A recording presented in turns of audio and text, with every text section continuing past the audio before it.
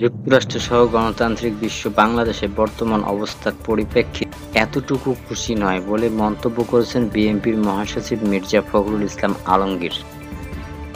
যুক্তরাষ্ট্রের সহকারী পররাষ্ট্র ডোনাল্ড রুজের সঙ্গে ঢাকা সফরের প্রেক্ষিতে এক প্রশ্নের জবাবে তিনি এই মন্তব্য করেন। তিনি বলেন, তারা বাংলাদেশের জনগণের বিরুদ্ধে গিয়ে কিছু করছে না। মির্জা ফখরুল আরও বলেন, আপনারা জানেন যেখানে দেশের কূটনৈতিক সম্পর্ক অব্যাহত রাখতে হয় সবাইকে, সেই জন্য তারা সেটাকে অব্যাহত রাখতে এমনকি সামরিক শাসনের সঙ্গেও তাদের সম্পর্ক রাখতে হয়।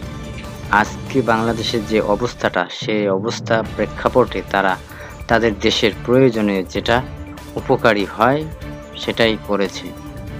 তারা কিন্তু বাংলাদেশের জনগণের বিরুদ্ধে গিয়ে কিছুই করছে না। বৈঠক সম্পর্কে বিএনপির মহাসচিব বলেন, বর্তমান ফাঁসিবাদী সরকারের ক্ষমতায় টিকে থাকার জন্য সব রকম অপকৌশল করছে। তারা নিজেদের ক্ষমতাকে নিকষ্ট করার লক্ষ্যে রাষ্ট্রযন্ত্রকে ব্যবহার করে দেশের গণতান্ত্রিক প্রতিষ্ঠানগুলোকে ধ্বংস করেছে। গোটা রাষ্ট্রকে তারা একটা একদলীয় রাষ্ট্র ব্যবস্থায় নিয়ে যেতে চাইছে এবং তারা এটা করছে রাষ্ট্রীয় সন্ত্রাস সৃষ্টি করে। বিএনপির মহাসচিব সহ গণফোরাম ও পিপলস পার্টির নেতারা একমত হয়েছেন, বর্তমান